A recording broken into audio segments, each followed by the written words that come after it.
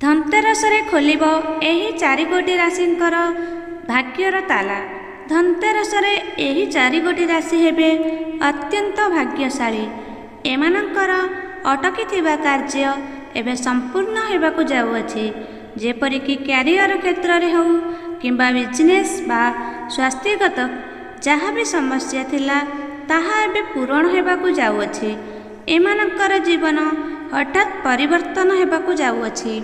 ତେବେ ଏହି ଭିଡ଼ିଓଟିକୁ ଜାଣିବା ପୂର୍ବରୁ ଯେଉଁମାନେ ମା ଲକ୍ଷ୍ମୀଙ୍କୁ ଶ୍ରଦ୍ଧାର ସହିତ ଭକ୍ତି କରୁଛନ୍ତି ତେବେ ଭିଡ଼ିଓଟିକୁ ନିହାତି ଗୋଟେ ଲାଇକ୍ କରି କମେଣ୍ଟ ବକ୍ସରେ ଜୟ ମା ଲକ୍ଷ୍ମୀ ଲେଖିଦିଅନ୍ତୁ।